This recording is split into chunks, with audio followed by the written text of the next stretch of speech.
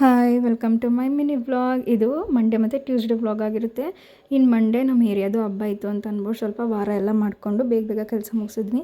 ಇನ್ನು ಚಿತ್ಕವ್ರೆ ಸಾಂಬಾರಿಗೆ ನಮ್ಮ ಅತ್ತೆ ಖಾರ ಎಲ್ಲ ರೆಡಿ ಮಾಡಿ ಇಟ್ಟಿದ್ರು. ಸಾಂಬಾರು ಮಾಡಿ ಇಟ್ಬಿಟ್ಟು ಆಮೇಲೆ ನಮ್ಮ ಅಮ್ಮನೂ ಬಂದರು. ಅವ್ರ ಜೊತೆಲಿ ದೇವಸ್ಥಾನಕ್ಕೆ ಕರ್ಕೋದೆ. ಹೆವಿ ರಶ್ ಇತ್ತು, ದರ್ಶನ ಮಾಡೋಕ್ಕೆ ಆಗಲಿಲ್ಲ. ಈಚೆಯಿಂದನೇ ಪೂಜೆ ಮಾಡ್ಕೊಂಡು ನಮಸ್ಕಾರ ಮಾಡಿಕೊಂಡು ಆಮೇಲೆ ಸ್ವಲ್ಪ ಜಾತ್ರೆಲೆಲ್ಲ ಶಾಪಿಂಗ್ ಮಾಡ್ಕೊಂಡು ಬಂದು ಆಮೇಲಿಂದ ಹಂಗೂ ನೋಡ್ದೋ ಕ್ಯೂ ಅಲ್ಲಿ ನಿಂತ್ಕೊಳ್ಳೋಣ ಅಂತ. ಕ್ಯೂ ತುಂಬ ಇತ್ತು.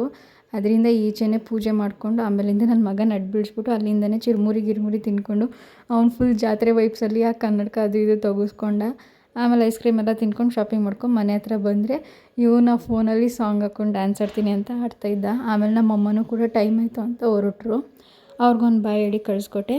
ಇನ್ನು ಟ್ಯೂಸ್ಡೇ ವ್ಲಾಗ್ ಇದು. ಟ್ಯೂಸ್ಡೇ ಸ್ವಲ್ಪ ಅಪಾಯಿಂಟ್ಮೆಂಟ್ ತೊಗೊಬಿಟ್ಟಿದ್ದೆ, ಬ್ಲಡ್ ಟೆಸ್ಟ್ ಎಲ್ಲ ಇತ್ತು. ಆಮೇಲೆ ಹೋಗಿ ಬ್ಲಡ್ ಟೆಸ್ಟ್ ಎಲ್ಲ ಮುಗಿಸ್ಕೊಬಂದು ಮನೇಲಿ ರೆಸ್ಟ್ ತೊಗೊಂಡಿದ್ಮೇಲೆ ರೆಡಿಯಾಗಿ ನಾನು ನನ್ನ ಹಸ್ಬೆಂಡ್ ಕೋಇನ್ಸಿಡೆನ್ಸ್ ಪರ್ಪಲ್ಲೇ ಹಾಕಿದ್ನಿ, ಅದಕ್ಕೆ ಒಂದು ಕ್ಲಿಪ್ಪಿಂಗ್ ತೊಗೊಂಡೆ.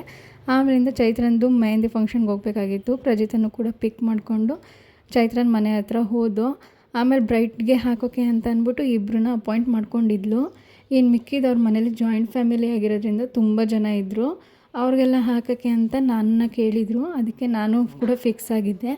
ಇನ್ನು ಹಾಕ್ಕೊಡ್ತೀನಿ ಅಂತ ಹೇಳ್ಬಿಟ್ಟು ಹಾಕ್ಕೊಡ್ದಿರೋಕ್ಕಾಗಲ್ಲ ಅಂತ ಅಂದ್ಬಿಟ್ಟು ಆಮೇಲೆ ಪ್ರಜಿತನೂ ಕೂಡ ಮೆಹಂದಿ ಹಾಕ್ತಾರೆ ಚೆನ್ನಾಗಿ. ಅವರು ಕೂಡ ಒಂದು ಸ್ವಲ್ಪ ಜನಕ್ಕೆ ಹಾಕೋರು. ನಾನೊಂದು 7-8 ಮೆಂಬರ್ಸಿಗೆ ಹಾಕಿದೆ. 6 ಟೈಮ್ ಸಾಲಿಲ್ಲ, ಲಾಸ್ಟ್ 9-9:30 ಆಗೋಯಿತು. ಆಮೇಲಿಂದ ಸದ್ಯ ಎಲ್ಲ ಅವರೇ ಊಟ ಎಲ್ಲ ಅರೇಂಜ್ ಮಾಡಿದರು, ಸ್ನ್ಯಾಕ್ಸ್ ಎಲ್ಲ ಅಲ್ಲೇ ಮುಗಿಸ್ಕೊಂಡು ಬಂದ್ವಿ. ಚೈತ್ರನ ಫಂಕ್ಷನ್ ಫುಲ್ ವೀಕ್ ಇರುತ್ತೆ. ಅಪ್ಡೇಟ್ಸ್ ಕೊಡ್ತಾಯಿದ್ದೀನಿ. ಹೀಗೆ ಸಪೋರ್ಟ್ ಮಾಡ್ತಾರೆ. Thank you so much.